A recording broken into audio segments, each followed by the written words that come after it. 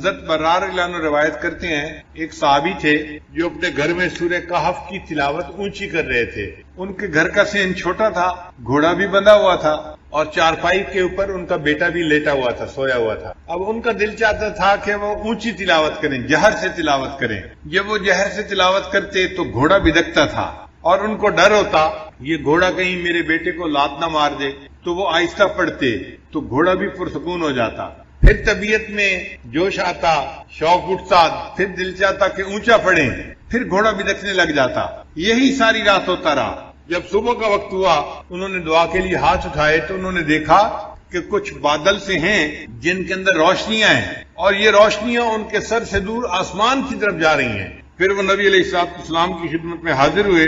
فذکر ذلک للنبی صلی اللہ علیہ وسلم، انہوں نے نبی علیہ السلام کے سامنے یہ پوری رات کا قصہ بتایا تو نبی علیہ السلام نے فرمایا کہ یہ اللہ تعالیٰ کے فرشتے تھے جو تمہارے قرآن کی تلاوت سننے کے لیے تمہارے قریب آ گئے تھے. اگر تم تلاوت کرتے رہتے تو مدینے کے لوگ اپنی آنکھوں سے اللہ کے فرشتوں کو دیکھ لیتے. تو سورہ کہف کی تلاوت سننے کے لیے اللہ کے فرشتے آسمانوں سے نیچے اتر پڑے. ابو درداء رضی اللہ عنہ روایت کرتے ہیں من حافظ 10 آیات من اول سورۃ الکہف، کہ جس بندے نے سورہ کہف کی پہلی 10 آیات کو یاد کر لیا، اسی من فتنۃ الدجال، اللہ تعالیٰ اس کو دجال کے فتنے سے محفوظ فرما لیں گے.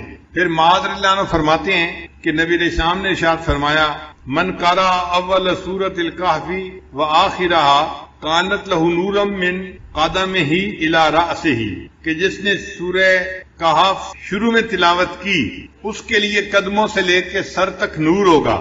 ومن قرأہا کلہا، اور جس نے پوری سورہ کہف کی تلاوت کی کانت لہ نورا ما بین السماء الی الارض، تو اس کے لیے اللہ تعالیٰ زمین سے لے کے آسمان تک نور پیدا فرما دیں گے. سیدہ صدیقہ رضی اللہ عنہا فرماتی ہیں من قرأ من سورۃ الکہف 10 آیات، جس نے سورہ کہف میں سے 10 آیات پڑھی عند منامہ، سونے سے پہلے، اسم من فتنۃ الدجال، اللہ تعالیٰ اس کو دجال کے فتنے سے محفوظ فرمائیں گے. ابن عباس رضی اللہ عنہ فرماتے ہیں کہ نبی علیہ السلام نے ارشاد فرمایا سورۃ الکہف تدعا فی التوراۃ حائل، کہ سورہ کہف کا نام تورات کے اندر حائل تھا. حائلہ کیا مطلب؟ حائل ہونے والی، یعنی یہ بندے اور قبر کے عذاب کے درمیان حائل ہونے والی صورت ہے، بندے اور شیطان کے درمیان حائل ہونے والی صورت ہے. عبداللہ رضی اللہ عنہ فرماتے ہیں قال رسول اللہ صلی اللہ علیہ وسلم، کہ نبی علیہ السلام نے ارشاد فرمایا البیت الذی تقرأ فیہ سورۃ الکہف، وہ گھر جس کے اندر سورہ کہف کی تلاوت کی جاتی ہے، لا یدخلہ شیطان تلک اللیلہ، اس رات شیطان اس گھر کے اندر داخل نہیں ہو سکتا. یعنی جو بندہ رات کو سورہ کہف تلاوت کر لے گا اس گھر کے اندر شیطان رات کو داخل نہیں ہو سکتا. آپ اندازہ لگائیے اس سورت کی کتنی عظمت ہے کہ جس گھر میں رات کو پڑھی جائے شیطان رات کو داخل نہیں ہو سکتا. تو بھئی اگر دن میں پڑھی جائے گی تو دن میں بھی داخل نہیں ہو سکے گا، اور جس گھر کے لوگ پڑھیں گے وہ فتنہ دجال سے محفوظ رہیں گے. اس سورت کو یاد کرنا اور اس کی کثرت سے تلاوت کرنا یہ بہت فائدے کی بات ہے. اسی لیے جمعہ کے دن اس سورت کا پڑھنا اور بھی زیادہ ثواب کا باعث ہے. نبی علیہ السلام نے ارشاد فرمایا کہ سورہ کہف کو جمعہ کے دن تلاوت کیا کرو. تو ہم سورہ کہف کی بھی تلاوت کریں جمعہ کے دن اور اس کو یاد کر کے پڑھنے کی کوشش کریں تاکہ اللہ تعالیٰ ہمیں شیطان سے بھی بچائے اور جو دجال ہے اللہ تعالیٰ اس کے فتنے سے بھی ہمیں محفوظ فرمائے. سورہ کہف سے پہلے ایک سورت ہے سورہ اسراء، اس کا نام ہے. اللہ رب العزت نے اس کو سبحان کے لفظ سے شروع فرمایا ہے. سبحان الذی اسریٰ بعبدہ لیلا من المسجد الحرام الی المسجد الاقصی. تو سبحان کے لفظ سے وہ سورت شروع ہوئی ہے. اور یہ سورت اسراء یہ سورت کہف اس کے بعد آئی. اس کو اللہ نے الحمد کے لفظ سے شروع فرمایا ہے. چنانچہ سبحان اور الحمد کا ایک جوڑ ہے. بخاری شریف کی آخری روایت ہے کلمتان حبیبتان الی الرحمن ثقیلتان فی المیزان خفیفتان علی اللسان سبحان اللہ و بحمدہ سبحان اللہ العظیم. تو دیکھیں پہلے تسبیح آئی اور پھر تحمید آئی اور اللہ تعالیٰ نے یہاں بھی وہی ترتیب رکھی. قرآن مجید کی کچھ صورتیں ہیں جن کو اللہ نے الحمد سے شروع فرمایا، جیسے سورہ فاتحہ ہے، سورہ فاطر ہے یا یہ سورہ کہف ہے. الحمد سے کیوں شروع فرمایا؟ اصل مقصد یہ تھا کہ یہ اللہ تعالیٰ کی تعریف ہی ہے کہ اللہ رب العزت نے کمال رحمت سے اور مہربانی سے اپنے بندوں کو اس کلام سے نوازا. یہ اللہ کی رحمت ہے اور اللہ کی مہربانی ہے. اور مفسرین نے لکھا ہے کہ اللہ تعالیٰ نے الحمد سے اس لیے سورت کو شروع فرمایا کہ اللہ جانتے تھے کہ بندے میرے حمد کا حق ادا کر ہی نہیں سکتے، اس لیے مجھے اپنی حمد خود بیان فرمانی ہے. اللہ نے اپنی حمد خود بیان فرمائی. امام ربانی حضرت مجدد ثانی رحمۃ اللہ نے لکھا ہے کہ اگر بندہ اللہ کی حمد بیان کرنے کے لیے ایڑی چوٹی کا زور لگا دے تو بھی وہ اللہ کی حمد کو بیان نہیں کر سکتا، چونکہ اللہ تعالیٰ اتنے عظیم ہے کہ انسان اس کی عظمت کے مطابق اس کی تعریف کر ہی نہیں سکتا. ہم اللہ کی کیا تعریف کریں گے؟ انبیاء کے سردار، انبیاء کے امام حضرت محمد مصطفیٰ احمد مجتبیٰ حضرت محمد مصطفیٰ صلی اللہ علیہ وسلم، انہوں نے فرما دیا اللہم لا احصی ثناء علیک، اے اللہ میں آپ کی تعریفوں کا احاطہ نہیں کر سکتا. انت کما اثنیت علی نفسک، آپ ایسے ہیں جیسے آپ نے اپنی تعریفیں خود بیان فرمائی ہیں.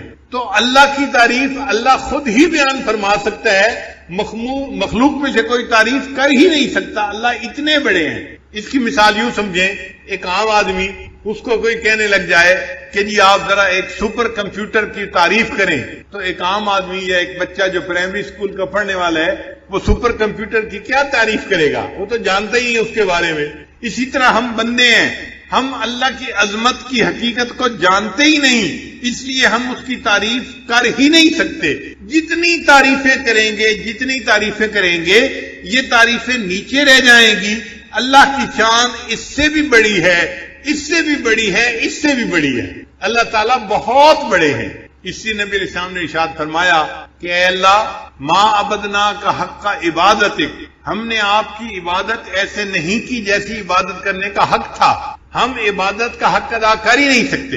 امام ربانی مجدد ثانی رحمۃ اللہ فرماتے ہیں کہ کوئی بندہ کتنے خلوص سے عبادت کیوں نہ کرے، کتنی یکسوئی کے ساتھ، کتنی توجہ کے ساتھ، کتنی وہ یکسوئی کے ساتھ عبادت کرے، وہ اللہ کی عبادت کا حق ادا کر ہی نہیں سکتا. اس کی عبادت نیچے رہ جاتی ہے. اللہ کی شان اس سے بھی اونچی ہے، اس سے بھی اونچی ہے، اس سے بھی اونچی ہے. اب یہاں پہ ایک سوال پیدا ہوتا ہے کہ جب ہم اللہ تعالیٰ کی حمد بیان کر ہی نہیں سکتے جیسے اللہ تعالیٰ اونچے ہیں، حمد کے لائق ہیں، پھر ثواب کیوں ملتا ہے؟ پھر ثواب کیوں ملتا ہے بندے کو؟ تو علماء نے اس کا جواب دیا. علماء جواب دیتے ہیں کہ اگر باپ اپنے بیٹے کو اسکول داخل کروائے نا اور شام کو بچہ گھر واپس آئے اور آ کے کہ ابو میں نے لکھنا سیکھا ہے، باپ کہتا ہے بیٹا دکھاؤ تختی، تو بیٹا تختی دکھاتا ہے، اس نے ٹیڑھی سیڑھی لائنیں لگائی ہوتی ہیں، کچھ سمجھ میں نہیں آ رہا ہوتا، لیکن باپ اس کو انکریج کرنے کے لیے، اس کا دل رکھنے کے لیے اس کو آئس کریم انعام لے کے دے دیتا ہے. یہ جو آئس کریم کا انعام ہے یہ خوش خطی کا انعام نہیں ہے، یہ اس کا دل رکھنے کے لیے اس پر شفقت کا اظہار ہے.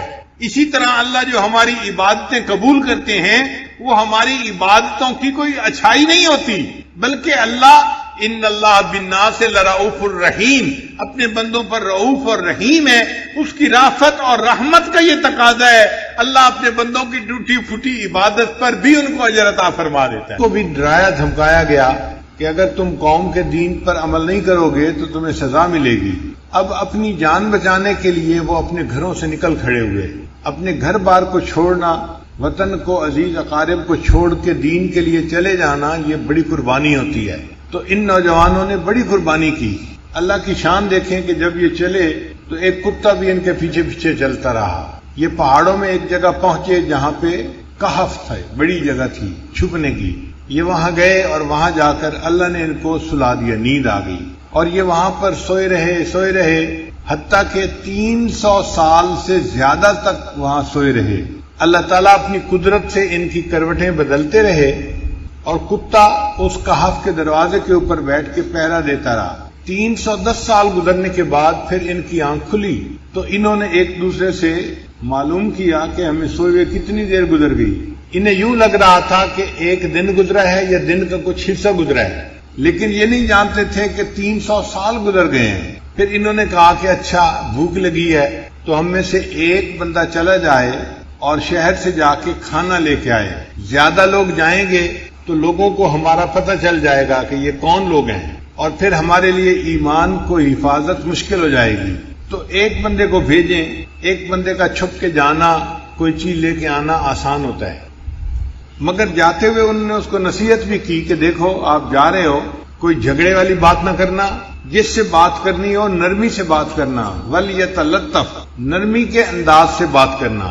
یہ وَلْيَتَلَطَّفْ قرآن مجید کا درمیانی لفظ ہے، سب سے درمیانی لفظ ہے، یعنی اگر کوئی بندہ قرآن مجید کے درمیانی مقصد کو معلوم کرنا چاہے تو وہ یہ ہے کہ انسان کو چاہیے کہ وہ نرم خوئی اختیار کرے۔ یہ جو سخت گیر لوگ ہوتے ہیں نا، سخت مزاج والے، شریعت کی نظر میں اچھے لوگ نہیں ہوتے۔ اچھے لوگ وہ ہوتے ہیں جن کو اللہ نرم خوئی عطا فرماتے ہیں، دل کے نرم ہوتے ہیں، طبیعت کے نرم ہوتے ہیں، یہ اللہ کو پسندیدہ ہوتے ہیں۔ اور پھر انہوں نے یہ کہا کہ بھئی جانا تو حلال کھانا لے کے آنا، اس بات کو دیکھنا کہ ایھا ازکا طعاما، کون سا کھانا زیادہ پاکیزہ ہے، اس لیے کہ ولایت میں دو چیزیں بڑی اہم ہوتی ہیں، ایک رزق حلال اور دوسرا صدق مقال۔ بات کرے تو انسان سچی بات کرے، اور کھانا کھائے تو پاکیزہ کھانا کھائے۔ جتنا پاکیزہ کھانا ہوگا اتنا دل جلدی منور ہوگا، اور جو بندہ کھانے کی احتیاط نہ کرے وہ اپنی کی ہوئی محنت کو ضائع کر بیٹھتا ہے۔ ہمارے سلسلہ عالیہ نقشبندیہ کے بزرگ تھے حضرت خواجہ غلام علی دہلوی رحمۃ اللہ علیہ، وہ فرماتے ہیں کہ ایک مرتبہ میں نے کسی جگہ پر کھانا کھا لیا، اور وہ کھانا مشتبہ تھا، حرام نہیں تھا، شبہ تھا اس میں، اور اس کی وجہ سے میری ساری کیفیات زائل ہو گئی۔ میں نے آ کے اپنے شیخ حضرت مرزا مظہر جانا رحمۃ اللہ علیہ کو بتایا کہ حضرت میں نے تو ایک جگہ لقمہ کھا لیا اور میری کیفیت چلی گئی۔ حضرت نے فرمایا کہ آپ استغفار کرو اور روزانہ میرے پاس آؤ تاکہ میں تمہارے اوپر توجہ ڈالوں۔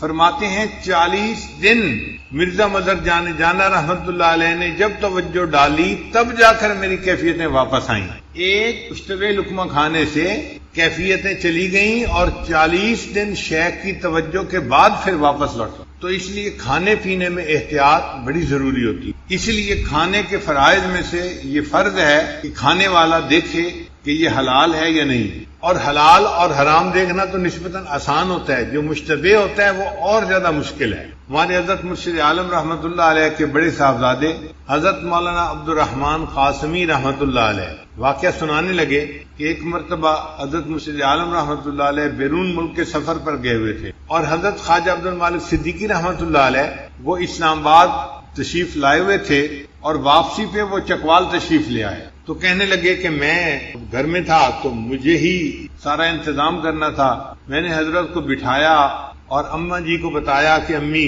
حضرت تشریف لائے ہیں، آپ کھانا بنا دیجیے۔ اور جب کھانے کا وقت آیا تو میں نے کھانا لے کے دسترخوان کے اوپر لگایا، اور حضرت صدیقی رحمۃ اللہ علیہ سے عرض کیا کہ حضرت آپ کھانا کھائیے۔ حضرت دسترخوان پہ تو بیٹھے رہے لیکن کھانا نہیں کھایا۔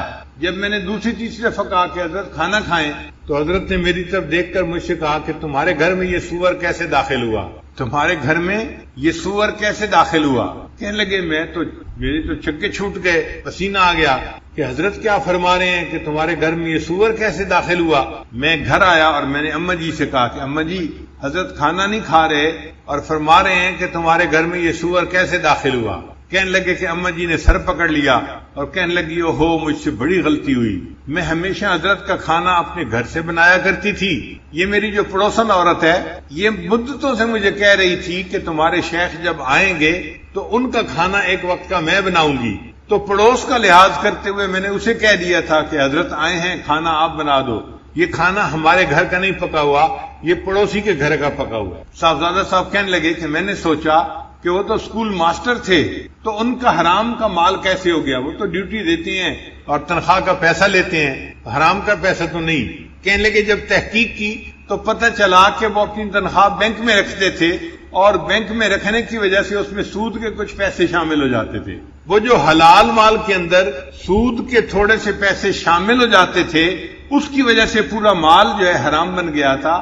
اور حضرت صدیقی رحمۃ اللہ نے کشف کی نظر سے پہچان لیا اور فرمایا کہ بتاؤ تمہارے گھر کے اندر یہ سور کیسے داخل ہوئے؟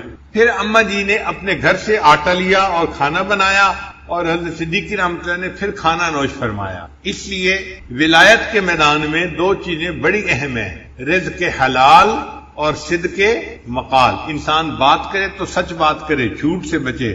اور دوسری بات کہ انسان کھانا کھائے تو حلال کھائے، کیونکہ اگر حرام کھانا ہوگا تو حدیث مطابق حدیث پاک میں آتا ہے کہ اس بندے کی دعا قبول نہیں کی جاتی. حدیث مبارکہ میں ہے کہ رو رو کے بندہ دعا مانگ رہا ہے، بیت اللہ سے لپٹ کے دعا مانگ رہا ہے، حالانکہ اس کا لباس حرام کا، اس کا کھانا حرام کا، اس بندے کی دعا کیسے قبول ہو سکتی ہے؟ ہماری دعاؤں کی قبولیت کے نہ ہونے کی بنیادی وجہ مال کا پوری طرح حلال نہ ہونا. اس پہ بہت دھیان رکھنا چاہیے، اور جو چیز منہ میں ڈالیں اس سے پہلے 100 دفعہ سوچنا چاہیے کہ یہ حلال ہے یا نہیں.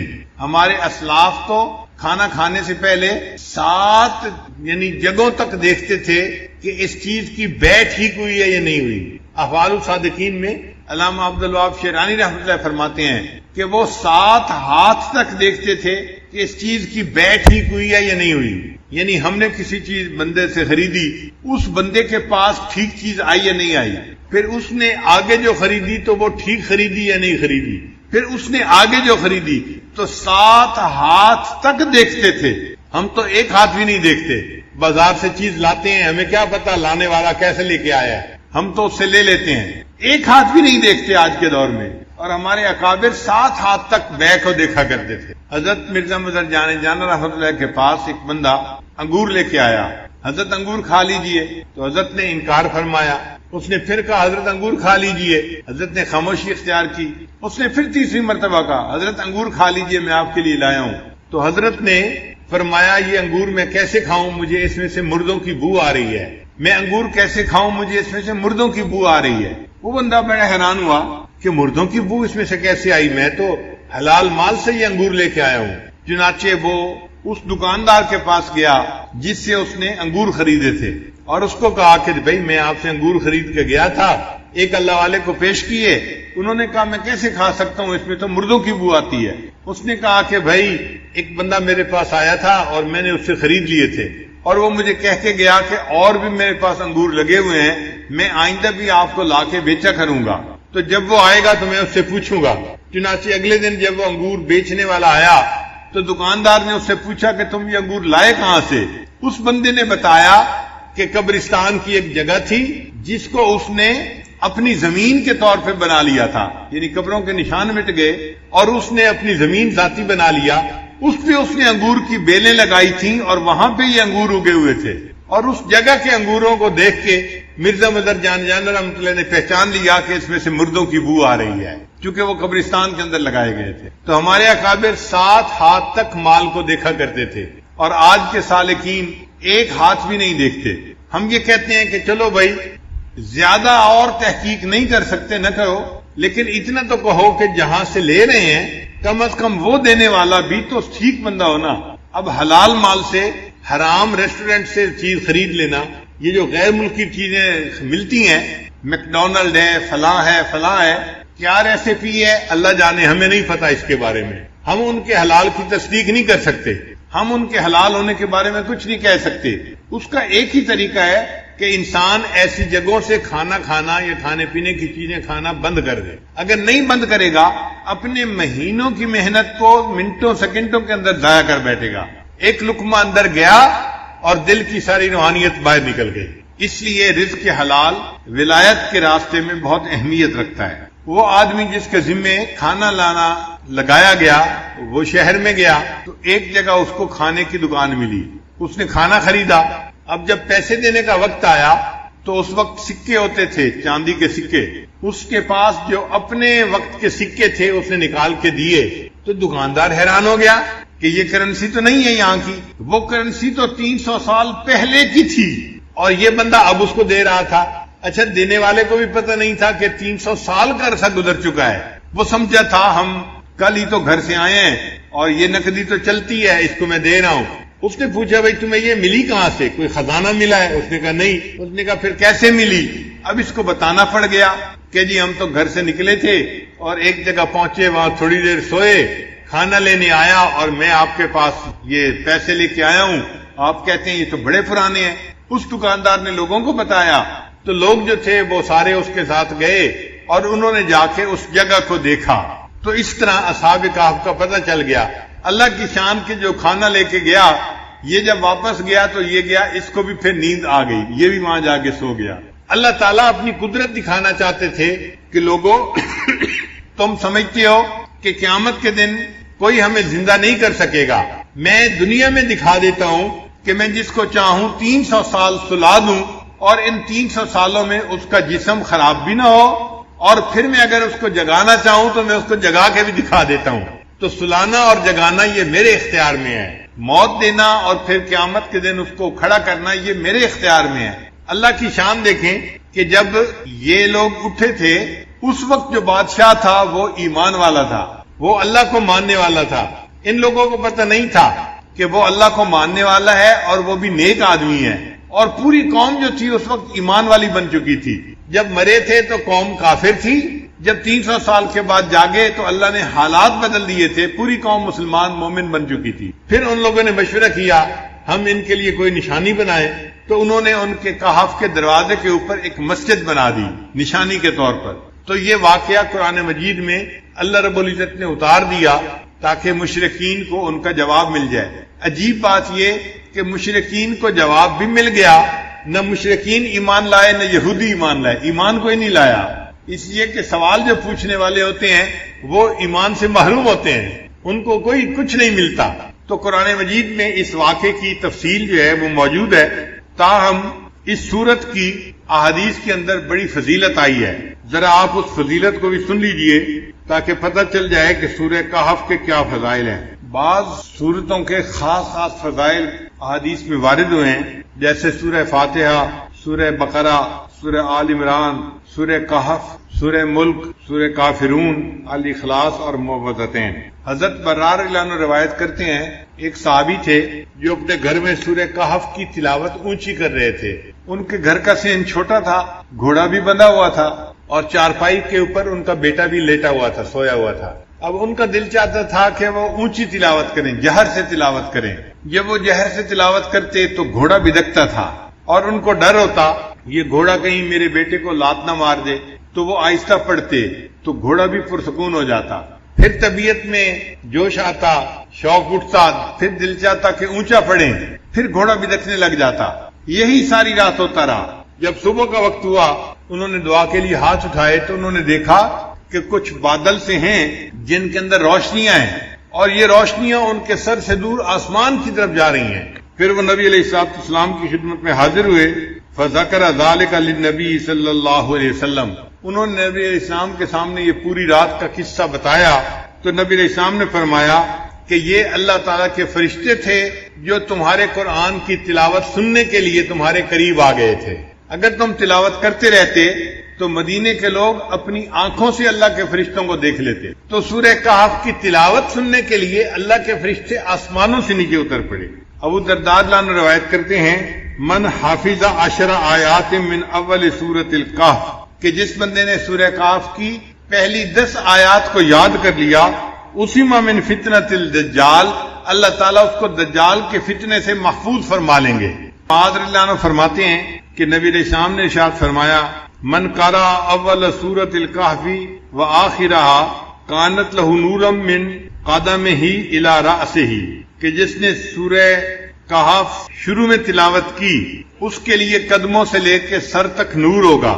ومن قرأہا کلہا، اور جس نے پوری سورہ کہف کی تلاوت کی، کانت لہ نورا ما بین السماء الی الارض، تو اس کے لیے اللہ تعالیٰ زمین سے لے کے آسمان تک نور پیدا فرما دیں گے۔ صدیقہ لانا فرماتی ہیں من قرأ من سورۃ الکہف 10 آیات، جس نے سورہ کہف میں سے 10 آیات پڑھی ان منام ہی، سونے سے پہلے، اسم من فتنۃ الدجال، اللہ تعالیٰ اس کو دجال کے فتنے سے محفوظ فرمائیں گے۔ ابن عباس لانا فرماتے ہیں کہ نبی علیہ السلام نے ارشاد فرمایا سورۃ الکہف تدعا فی التوراۃ حائل، کہ سورہ کہف کا نام تورات کے اندر حائل تھا۔ حائلہ کیا مطلب؟ حائل ہونے والی، یعنی یہ بندے اور قبر کے عذاب کے درمیان حائل ہونے والی صورت ہے، بندے اور شیطان کے درمیان حائل ہونے والی صورت ہے۔ عبداللہ رضی اللہ عنہ فرماتے ہیں قال رسول اللہ صلی اللہ علیہ وسلم، کہ نبی علیہ السلام نے ارشاد فرمایا البیت الذی تقرأ فیہ سورۃ الکہف، وہ گھر جس کے اندر سورہ کہف کی تلاوت کی جاتی ہے، لا یدخلہ شیطان تلک اللیلہ، اس رات شیطان اس گھر کے اندر داخل نہیں ہو سکتا.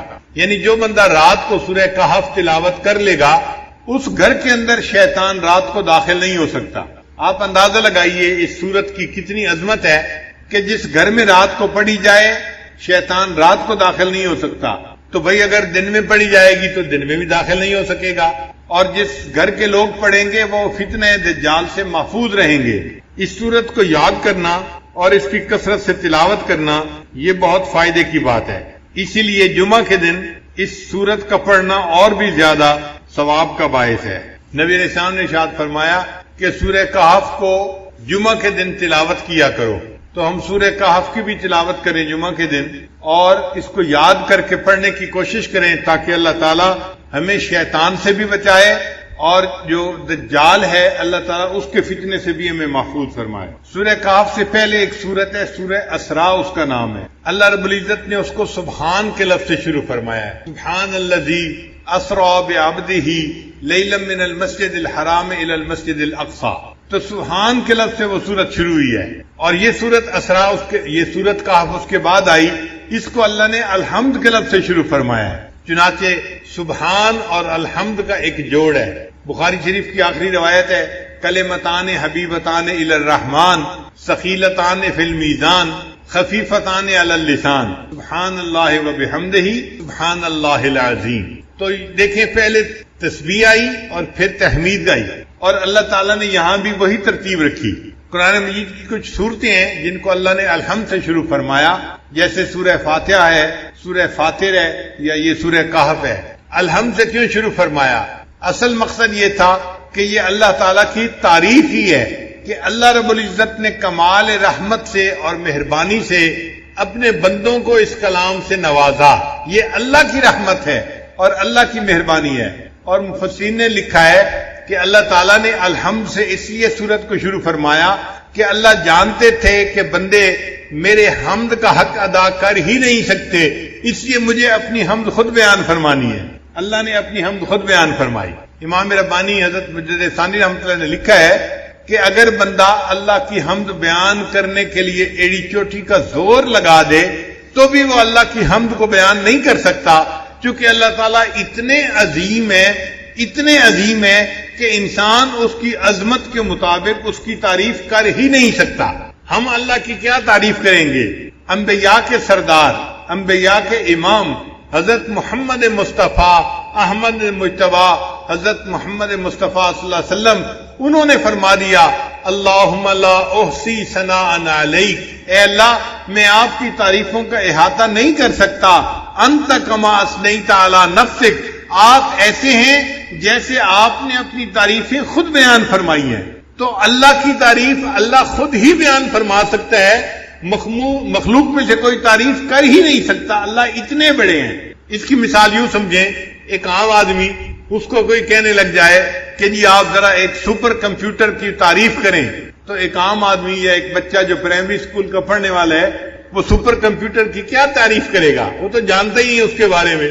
اسی طرح ہم بندے ہیں، ہم اللہ کی عظمت کی حقیقت کو جانتے ہی نہیں اس لیے ہم اس کی تعریف کر ہی نہیں سکتے.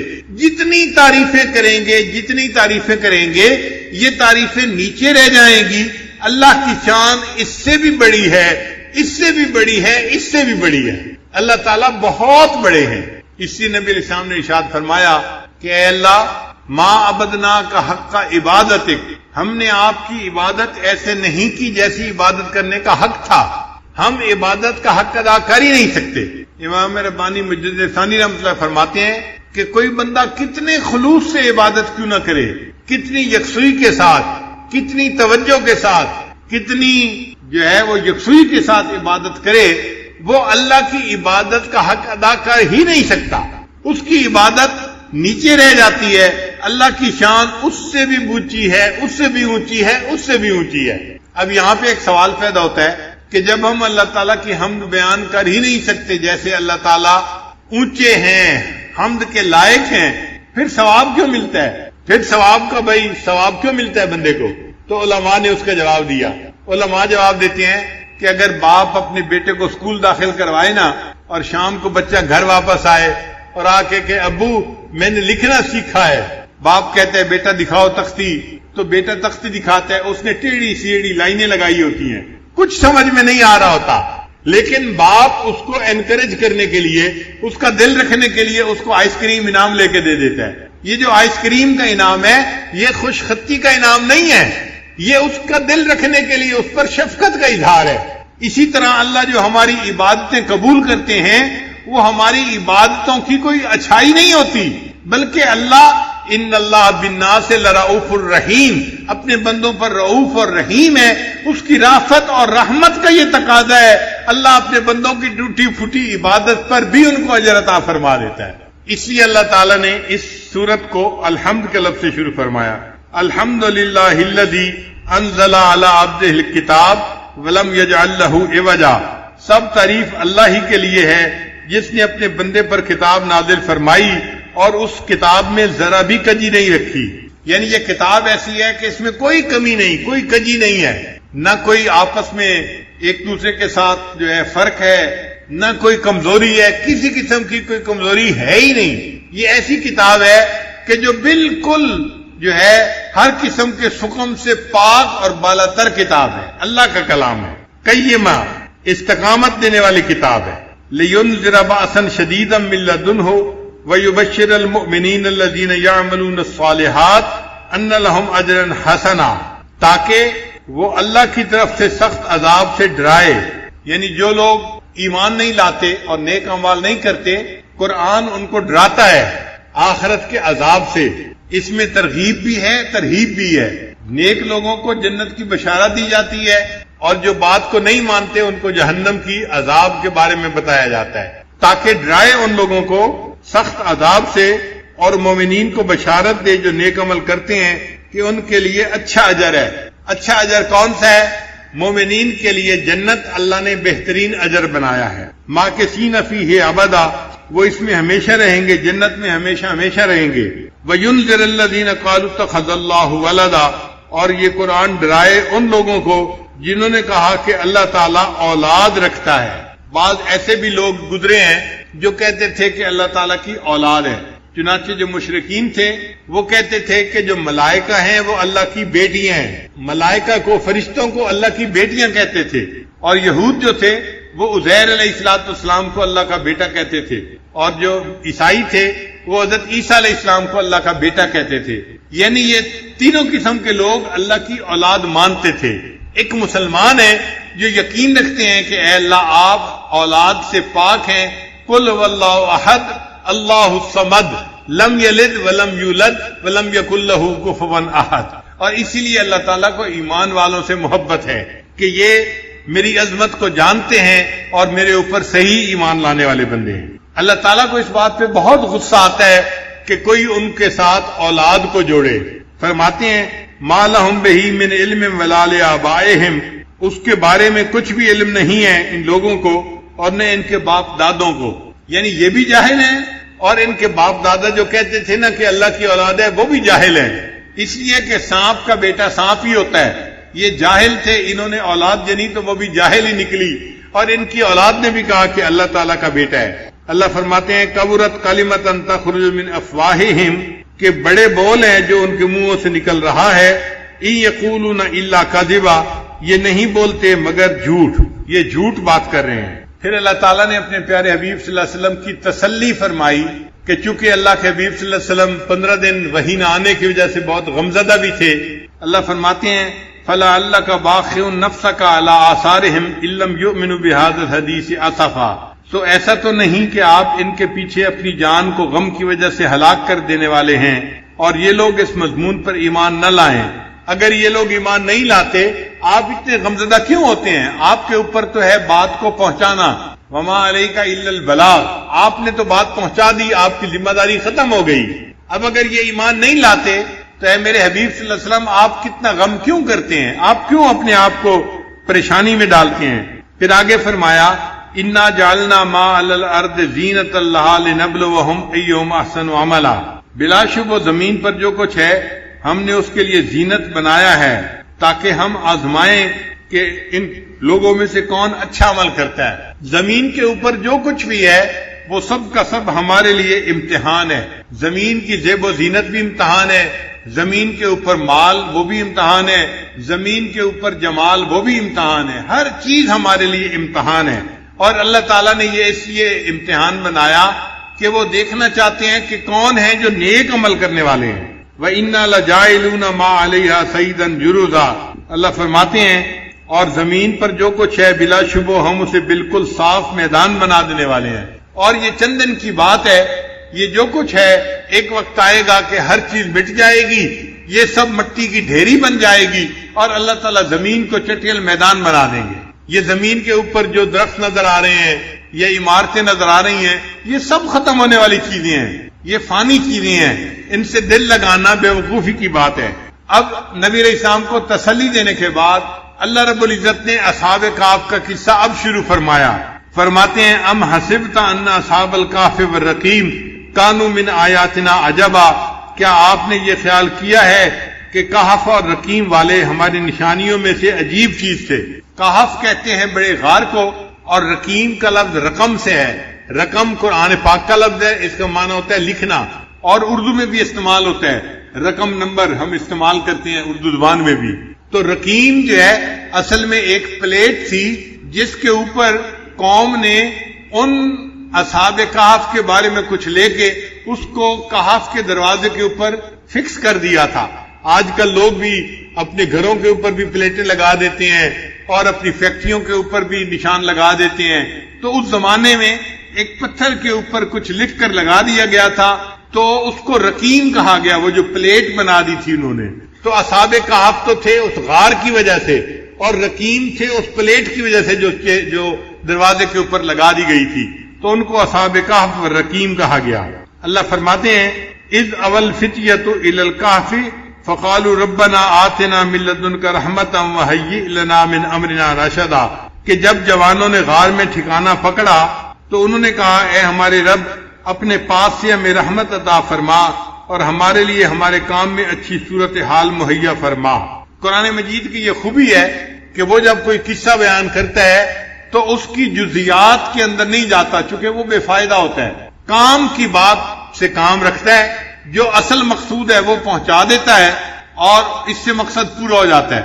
تو قرآن مجید نے یہ نہیں کہا کون سا زمانہ تھا، کون سا بادشاہ تھا اور کیا واقعہ پیش آیا، اتنا کہا کہ وہ چند نوجوان تھے جو غار کے اندر داخل ہوئے اس لیے کہ وہ اپنے ایمان کو بچانا چاہتے تھے، اور انہوں نے دعا مانگی ربنا آتنا من لدنک رحمۃ وہیئ لنا من امرنا رشدا، اے اللہ، اے ہمارے رب ہمیں اپنے پاس سے رحمت عطا فرما اور ہمارے لیے ہمارے کام میں اچھی صورتحال مہیا فرما۔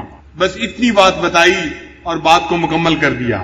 پھر جب وہ کہف کے اندر آ گئے، اللہ فرماتے ہیں فَضَرَبْنَا عَلَىٰ آذَانِهِمْ فِي الْكَهْفِ سِنِينَ عَدَدًا، سو ہم نے ان کے کانوں پر سال ہا سال تک پردہ ڈال دیا، پھر ہم نے انہیں اٹھایا۔ جب انسان سوتا ہے نا تو اس کے کانوں کے اوپر پردہ آ جاتا ہے۔ نیند کا تعلق دو چیزوں کے ساتھ ہے، ایک آنکھوں کے ساتھ ہے اور ایک کانوں کے ساتھ ہے۔ اگر کانوں میں آواز چلی جائے تو بھی نیند ڈسٹرب ہو جاتی ہے، اگر آنکھوں کے آگے روشنی آ جائے تو بھی نیند ڈسٹرب ہو جاتی ہے۔ اسی لیے سائنسدانوں نے یہ لکھا ہے کہ ایک آدمی اگر کسی جنگل کے اندر سویا ہوا ہے تو رات ہوگی تو اس کو نیند آئے گی، اور جیسے ہی صبح کی روشنی ہوگی تو بند آنکھوں کے باوجود اس کی آنکھوں کے اندر سے روشنی اس کے دماغ تک جائے گی اور اس کو پتہ چل جائے گا کہ صبح کا وقت ہو گیا اور اس کی آنکھ کھل جائے گی۔ تو صبح کے وقت، سحری کے وقت خود بخود آنکھ کھل جاتی ہے۔ تو آنکھ کھلتی ہے روشنی دماغ تک پیغام دے یا کان کی آواز دماغ تک پیغام دے۔ تو اللہ فرماتے ہیں کہ وہ غار میں سوئے ہوئے تھے، تو صاف ظاہر ہے کہ غار کے اندر اللہ نے ان کو سلانے کے لیے ان کے کانوں کے اوپر پردہ ڈال دیا تھا، اور پردہ آنے کی وجہ سے اب ان کو گہری نیند آ گئی تھی۔ وہ 300 سال تک سوئے رہے، اور اس دوران اللہ ان کی کروٹیں بھی بدلتے رہے اور ان کی نیند میں خلل نہیں آیا۔ ثم بعثناہم، پھر ہم نے انہیں اٹھایا، جگایا کہ ہم جان لیں لنعلم ای الحزبین احصی لما لبثوا امدا، کہ دونوں گروہ میں سے کون سا گروہ ان کے ٹھہرنے کی مدت کو ٹھیک طرح سے شمار کرنے والا ہے۔ یعنی کیا ان کو خود پتا ہے کہ یہ کتنا سوئے ہیں، یا ان کی قوم کو پتا ہے کہ یہ نوجوان کتنا عرصہ اس کہف کے اندر سوئے رہے ہیں؟ ہم دیکھنا چاہتے تھے کہ کوئی جانتا ہے کہ نہیں اس بات کو. اللہ فرماتے ہیں نحن نقص علیک نبأہم بالحق، کہ ہم آپ سے ان کا واقعہ بالکل ٹھیک ٹھیک بیان کرتے ہیں. انہم فتیۃ آمنوا، بلا شبہ وہ چند نوجوان تھے، بربہم وزدناہم ہدی، جو اپنے رب پر ایمان لائے اور اللہ نے ان کی ہدایت کو اور زیادہ کر دیا. قرآن مجید میں نوجوانوں کا تذکرہ اللہ تعالی نے خاص طور پر کیا ہے. ایک سیدنا ابراہیم علیہ السلام کا تذکرہ اللہ نے کیا. وہ بھی نوجوان تھے اور اللہ کی توحید پہ قائم تھے اور انہوں نے بتوں کو توڑ دیا تھا. فجعلہم جزازا، اور ان کے بارے میں لوگ کہتے تھے کہ انا سمعنا فتى یذکرہم یقال لہ ابراہیم، ہم نے ایک نوجوان کے بارے میں سنا ہے وہ ہمارے بتوں کے خلاف باتیں کرتا تھا. تو ابراہیم علیہ السلام کے جوانی کا تذکرہ اللہ نے قرآن مجید میں کیا ہے. ایک اللہ تعالیٰ نے حضرت یوسف علیہ السلام کی جوانی کا تذکرہ کیا ہے قرآن پاک میں. مصر کی عورتوں نے کہا تھا کہ ہم نے سنا ہے کہ جو بادشاہ کی بیوی ہے وہ اپنے جو ہے نوجوان غلام کے اوپر فریفتہ ہو گئی ہے، اس کے لیے بھی فتح کا لفظ استعمال کیا گیا ہے. اور ایک اللہ تعالیٰ نے اصحاب کہف کے لیے نوجوانوں کا لفظ استعمال کیا. اور ایک حضرت موسیٰ علیہ السلام کا جو خادم تھا یوشع بن نون، وہ بھی نوجوان تھا، اس کا بھی تذکرہ قرآن مجید میں ہوا. تو انہوں نے اپنے غلام سے پوچھا تھا کہ کھانے کی چیز لاؤ، تو اس نے بھی کہا تھا کہ جی وہ تو مچھلی تھی جو دریا میں چلی گئی، اس کے لیے بھی نوجوان کا لفظ استعمال ہوا ہے. یہ سب کے سب ایمان والے لوگ نوجوان لوگ تھے. اور عجیب بات ہے کہ نبی علیہ الصلوۃ والسلام نے جب دنیا میں نبوت کا دعویٰ فرمایا تو اللہ کے حبیب صلی اللہ علیہ وسلم بھی نوجوان تھے، 40 سال عمر تھی. 40 سال کی عمر کا بندہ تو نوجوان ہوتا ہے. اور پھر حضرت ابوبکر صدیق لانو کی عمر 38 سال تھی، 2 سال چھوٹے تھے، وہ بھی نوجوان تھے. حضرت عمر لانو اور چند سال چھوٹے تھے، وہ بھی نوجوان تھے. حضرت عثمان غنی بھی نوجوان تھے، اور حضرت علی لانو تو اور بھی اٹھتی جوانی تھی ان کی. اور ان کے بارے میں تو نبی علیہ الصلوۃ والسلام نے حدیث پاک میں بھی فرمایا کہ لا فتى الا علی، کہ کوئی نوجوان نہیں سوائے علی کے. تو علی کی جوانی کا تذکرہ تو اللہ کے حبیب صلی اللہ علیہ وسلم نے حدیث پاک میں بھی فرمایا ہے. یہ سب نوجوانوں کی جماعت تھی جنہوں نے دین کی بنیاد رکھی، اور اللہ تعالیٰ نے دین اسلام کی آبیاری ان نوجوانوں سے کروائی. ہمیشہ جب بھی دنیا میں کوئی انقلاب آتا ہے اس کے پیچھے نوجوان ہی ہوتے ہیں. تو یاد رکھیے گا، نوجوانوں کا جوش اور بوڑھوں کا ہوش. نوجوانوں کا جوش اور بوڑھوں کا ہوش. بوڑھوں میں عقل مندی ہوتی ہے، ان کا دماغ کام کرتا ہے، وہ صحیح فیصلے کر پاتے ہیں، اس لیے وہ صحیح جو ہے ڈیسیژن لیتے ہیں. تو بوڑھوں کا ہوش ضروری ہے، اور پھر کام کو کرنے کے لیے نوجوانوں کا جوش بھی ضروری ہے تاکہ کام اپنے پایہ تکمیل تک پہنچ جائے. تو یہ چند نوجوان تھے جن کا تذکرہ قرآن مجید نے کیا کہ یہ اپنے ایمان بچانے کے لیے غار کے اندر چلے گئے تھے. اللہ فرماتے ہیں وَرَبَطْنَا عَلَىٰ قُلُوبِهِمْ، ہم نے ان کے دلوں کو مضبوط کر دیا. اذ قاموا، جب وہ سونے کے بعد اٹھے، فقالوا، جب وہ کھڑے ہوئے، فقالوا، اور کہنے لگے ربنا رب السماوات والارض، ہمارا رب تو وہ ہے جو آسمان اور زمین کا رب ہے. لن ندعو من دونہ الہا لقد قلنا اذا شططا، ہم اس کے علاوہ کسی کو معبود نہیں بنائیں گے، اس صورت میں تو ہم یقینی طور پر بڑی زیادتی کرنے والے ہو جائیں گے. یعنی قوم کہتی تھی نا کہ تم بھی بتوں کو پوجو، تو وہ کہتے تھے کہ ہم بتوں کو نہیں پوج سکتے، ہم ایک اللہ کو ہی پوجیں گے. ہؤلاء قوم اتخذوا من دونہ الہ آلہہ، ہماری قوم کے لوگ ہیں جنہوں نے اللہ کے سوا دوسرے معبود بنا لیے ہیں. لولا یاتون علیہم بسلطان بین، کیوں نہیں لے آتے اس پر یہ کھلی ہوئی دلیل. فمن اظلم ممن افترى علی اللہ کذبا، سو اس سے بڑھ کر کون ظالم ہوگا جو اللہ تعالیٰ پر جھوٹی تہمت لگائے. وَإِذِ اعْتَزَلْتُمُوهُمْ، اور جب تم ان لوگوں سے اور ان کے معبودوں سے جدا ہو گئے. وَمَا يَعْبُدُونَ إِلَّا اللَّهَ فَآوُوا إِلَى الْكَهْفِ، تو جو اللہ کے سوا ہیں تو غار کی طرف پناہ لے لو. يَنشُرْ لَكُمْ رَبُّكُمْ مِنْ رَحْمَتِهِ، تمہارا رب تم پر اپنی رحمت پھیلا دے گا. وَيُهَيِّئْ لَكُمْ مِنْ أَمْرِكُمْ مِرْفَقًا، اور تمہارے مقصد میں اللہ تعالیٰ آسانی پیدا فرما دے گا. تو دیکھیں اللہ تعالیٰ نے ان کے ایمان کو بھی بچا لیا اور ان کو ایسے وقت میں جگایا کہ جب پوری قوم ایمان والی قوم بن گئی تھی. وہ کبھی سوچ بھی نہیں سکتے تھے ہم ایسا وقت بھی آنکھوں سے دیکھیں گے کہ پوری قوم جو بت پرست ہے وہ پھر ایمان والی قوم بن جائے گی. اللہ فرماتے ہیں وَتَرَى الشَّمْسَ إِذَا طَلَعَتْ تَزَاوَرُ عَنْ كَهْفِهِمْ، اور اے مخاطب تو دیکھے گا کہ جب سورج نکلتا ہے تو وہ ان کے غار سے داہنی طرف کو بچ کر گزر جاتا ہے. وَإِذَا غَرَبَتْ تَقْرِضُهُمْ ذَاتَ الشِّمَالِ، اور جب غروب ہونے لگتا ہے تو بائیں طرف سے کتراتا ہوا چلا جاتا ہے. وَهُمْ فِي فَجْوَةٍ مِّنْهُ، اور وہ غار کے ایک فراخ حصہ میں تھے. ذَلِكَ مِنْ آیاتِ اللَّهِ، یہ اللہ کی نشانیوں میں سے ہے. مَن يَهْدِ اللَّهُ فَهُوَ الْمُهْتَدِ، جسے اللہ ہدایت دے وہی ہدایت پانے والا ہے. وَمَن يُضْلِلْ، اور جس کو وہ گمراہ کرے، فَلَن تَجِدَ لَهُ وَلِيًّا مُرْشِدًا، تو اس کے لیے کوئی مددگار اور اس کو بتانے والا نہ پائے گا. یعنی اللہ رب العزت نے ان کا جو غار تھا نا، کہف تھا، اس کا معاملہ ایسے رکھا تھا کہ جب سورج طلوع ہوتا تھا تو بھی اس کی ڈائریکٹ دھوپ نہیں پڑتی تھی، کیونکہ ڈائریکٹ دھوپ پڑنے سے چیزوں کے اوپر اثر ہوتا ہے. اگر ان کے بدن پر ڈائریکٹ دھوپ پڑتی تو 300 سال میں ان کے بدن گل سڑ جاتے. اللہ ان کے بدن کو سلامت رکھنا چاہتے تھے، تو اللہ تعالیٰ نے ایسا معاملہ بنا دیا کہ سورج جب چڑھتا تھا یا غروب ہوتا تھا تو پہاڑ ایسا تھا کہ وہ اس کی دھوپ کو روک لیتا تھا اور ان لوگوں کے جسموں تک دھوپ جاتی نہیں تھی. اللہ فرماتے ہیں کہ اللہ نے اپنی نشانی دکھائی، قدرت دکھائی کہ دیکھو میں نے ان لوگوں کے جسموں کو اتنے 100 سال تک صحیح سلامت رکھا. وَتَحْسَبُهُمْ أَيْقَاظًا وَهُمْ رُقُودٌ، اور اے مخاطب تو ان کو دیکھتا تو خیال کرتا کہ وہ جاگ رہے ہیں حالانکہ وہ سوئے ہوئے تھے. وَنُقَلِّبُهُمْ ذَاتَ الْيَمِينِ وَذَاتِ الشِّمَالِ، اور ہم انہیں دائیں کروٹ پر اور بائیں کروٹ پر بدل دیتے تھے. وَكَلْبُهُمْ بَاسِطٌ ذِرَاعَيْهِ بِالْوَسِيدِ، اور ان کا کتا دہانے کے اوپر، یعنی غار کا جو دروازہ تھا اس کے اوپر اپنے ہاتھ بچھائے ہوئے بیٹھا تھا. یعنی کتا جب بیٹھتا ہے نا تو اپنے دونوں ہاتھ زمین پر یوں رکھ لیتا ہے.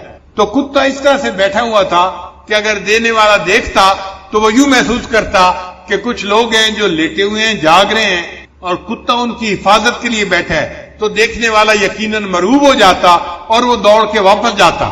اللہ فرماتے ہیں لَوِ اطَّلَعْتَ عَلَيْهِمْ لَوَلَّيْتَ مِنْهُمْ فِرَارًا وَلَمُلِئْتَ مِنْهُمْ رُعْبًا، اگر تو انہیں جھانک کر دیکھ لیتا تو ان کی طرف سے پیٹ پھیر کر بھاگ جاتا اور ان کی وجہ سے تیرے اندر روب بھر جاتا. یعنی ایسا روب والا ماحول تھا کہ دیکھنے والا ڈر جاتا. وَكَذَلِكَ بَعَثْنَاهُمْ لِيَتَسَاءَلُوا بَيْنَهُمْ، اور اس طرح ہم نے انہیں اٹھایا کہ وہ آپس میں سوال کریں. قَالَ قَائِلٌ مِّنْهُمْ كَمْ لَبِثْتُمْ، ان میں سے ایک نے جاگنے کے بعد دوسرے سے پوچھا بھئی ہم کتنی دیر سوئے ہیں. وہ سمجھ رہے تھے کہ چند گھنٹے سوئے ہوں گے یا ایک دن سوئے ہوں گے. قَالُوا لَبِثْنَا يَوْمًا أَوْ بَعْدَ يَوْمٍ، وہ کہنے لگے کہ ایک دن یا ایک دن سے کم حصہ ہم سوئے ہیں. قَالُوا، پھر بعضوں نے کہا ربکم اعلم بما لبثتم، اللہ کو معلوم ہے کہ ہم کتنا سوئے ہیں.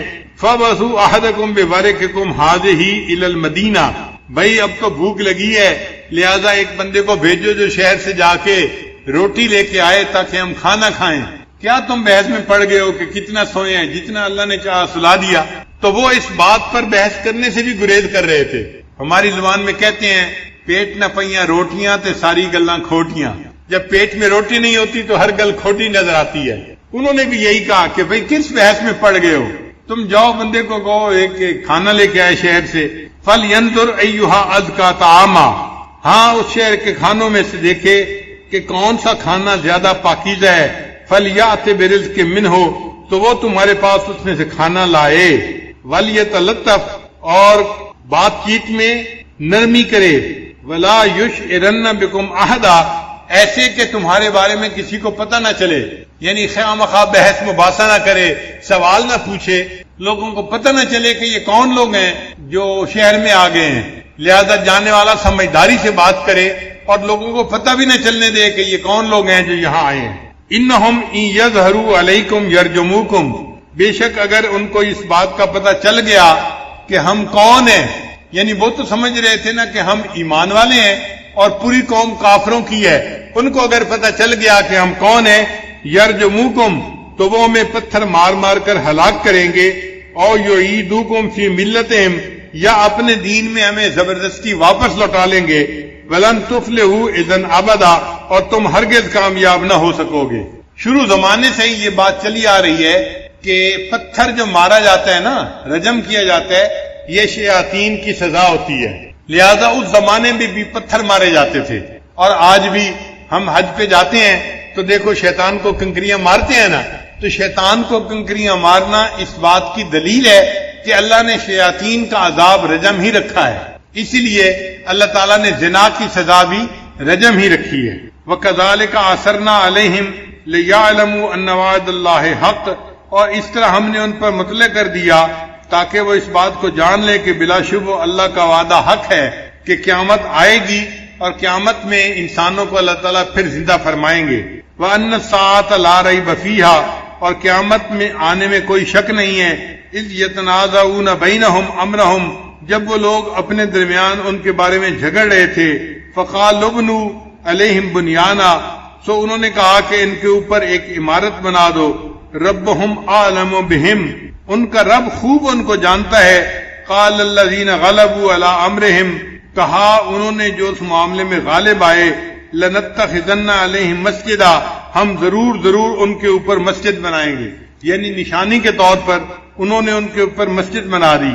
آگے فرمایا سَيَقُولُونَ ثَلَاثَةٌ رَابِعُهُمْ، کچھ لوگ یوں کہیں گے کہ وہ 3 بندے تھے اور چوتھا ان کا کتا تھا۔ وَيَقُولُونَ خَمْسَةٌ سَادِسُهُمْ كَلْبُهُمْ، اور کچھ لوگ کہیں گے کہ وہ 5 تھے اور چھٹا ان کا کتا تھا۔ رجمم بالغیب، یہ سب اٹکل پچو لگا رہے ہیں۔ وَيَقُولُونَ سَبْعَةٌ وَثَامِنُهُمْ، اور کچھ لوگ کہیں گے کہ وہ 7 ہیں اور 8واں ان کا کتا ہے۔ قُل رَّبِّي أَعْلَمُ بِعِدَّتِهِمْ، آپ فرما دیجئے کہ میرا رب ان کی تعداد کو بہتر جانتا ہے۔ إِلَّا قَلِيلٌ، مگر تھوڑے سے لوگ ہیں جو جانتے ہیں۔ فَلَا تُمَارِ فِيهِمْ إِلَّا مِرَاءً ظَاهِرًا، سو آپ اس کے بارے میں سرسری بحث کے علاوہ زیادہ بات نہ کیجئے۔ وَلَا تَسْتَفْتِ فِيهِمْ مِنْهُمْ أَحَدًا، اور ان کے بارے میں کسی سے سوال بھی نہ کیجئے۔ مقصد یہ تھا کہ بھئی ان کی تعداد کتنی ہے اصحاب کہف کی، یہ فضول سی بات ہے، یہ کوئی ایسی بات نہیں کہ جس کے اوپر کسی سے پوچھ پرتیت کی جائے یا اس کا فیصلہ کیا جائے۔ وہ 7 تھے، 5 تھے، 8 تھے، 2 تھے، اللہ ان کی تعداد کو بہتر جانتا ہے۔ بہرحال کچھ نوجوان تھے جنہوں نے غار میں پناہ لی تھی اور اللہ نے ان کے ایمان کو محفوظ کر دیا تھا۔ پھر اتنا واقعہ سنانے کے بعد اللہ تعالیٰ اپنے پیارے حبیب صلی اللہ علیہ وسلم کو سمجھاتے ہیں، فرماتے ہیں وَلَا تَقُولَنَّ لِشَيْءٍ إِنِّي فَاعِلٌ ذَلِكَ غَدًا، اے میرے محبوب صلی اللہ علیہ وسلم کسی چیز کے بارے میں آپ ہرگز یوں نہ کہیں کہ میں اسے کل کروں گا، مگر یہ کہ إِلَّا أَن يَشَاءَ اللَّهُ، کہ اس کے ساتھ اللہ کی مشیت کا ذکر بھی کریں کہ اللہ چاہے گا تو میں کل کروں گا، کیونکہ کرنے والا تو اللہ ہے نا، اختیار تو اللہ کا ہے۔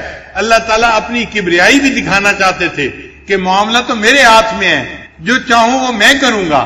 تو آپ اگر کوئی بات کریں تو کہیں کہ اللہ چاہیں گے تو میں کل کروں گا۔